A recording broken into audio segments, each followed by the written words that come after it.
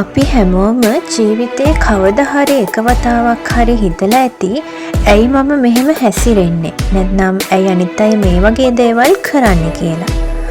අන්න ඒ ප්‍රශ්නවලට උත්තර හොයන ලස්සනම විෂය තමයි මනෝවිද්‍යාව කියන්නේ. මේක නිකන් පොතේ පතේ දැනුමක් නෙවෙයි. අපේ හිත ඇතුලේ තියෙන අභිරහස් විසඳන සිතියමක් වගේ වැඩක්. මනෝවිද්‍යාව කියන වචනේ හැදුනේ ග්‍රීක භාෂාවේ තියෙන සයිකි සහ ලෝගෝස් කියන වචන දෙකෙන්. ඉස්සර කාලේ මිනිස්සු හිතුවේ මේක ආත්මය ගැන කරන හැදෑරීමක් කියලා. හැබැයි කාලයත් එක්ක ආත්මය කියන දේ ඇහැට පේන්නේ නැති නිසා මිනිස්සු මේක මනස ගැන විද්‍යාව කියලා හඳුන්වන්න ගත්තා.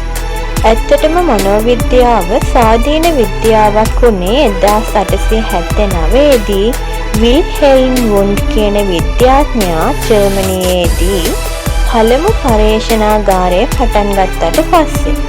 අද වෙද්දි මනෝවිද්‍යාව කියන්නේ මිනිස්සුන්ගේ සහ සතුන්ගේ හැසිරීම් වගේම හිත ඇතුලේ සිද්ධ වෙන ක්‍රියාවලීන් ගැන විද්‍යාත්මකව හොයලා බලන එකටයි. මනෝවිද්‍යාව ඇතුළේ ප්‍රධාන කරුණු තුනක් හැංගිලා තියෙනවා. ඒ තමයි විද්‍යාත්මක බව, චර්යාව සහ මානසික ක්‍රියාවලීන් කියන්නේ. අපේ හැසිරීමක් මනෝවිද්‍යාවෙන් බලන්නේ පැති තුනකින්. ඒකට අපි කියනවා ජීව මනෝ සමාජීය ප්‍රවේශය කියලා. අපේ මොළයේ ව්‍යුහය සහ හෝමෝන, අපේ ඉගෙනීම සහ පෞරුෂය, ඒ වගේම අපි හැදෙන වැඩෙන පරිසරය සහ සමාජය. මේ කියන හැමදේම එකතු වෙලා තමයි මම කියන පුද්ගලයාව නිර්මාණය කරන්නේ.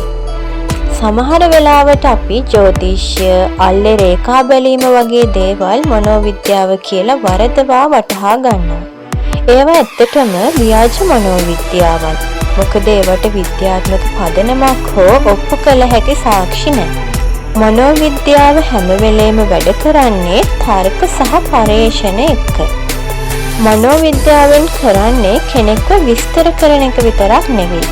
කෙනෙක් ඇයි මෙහෙම හැසිරෙන්නේ කියලා පැහැදිලි කරන්න, එයා ඉස්සරහට මොන වගේ දෙයක් කරයිද කියලා අනාවැකි කියන්න වගේම කෙනෙක්ගේ වැරදි හැසිරීම් වෙනස් කරලා ජීවිතේ යහපත් අතට හරවන්න මනෝවිද්‍යාව අපිට උදව් වෙනවා.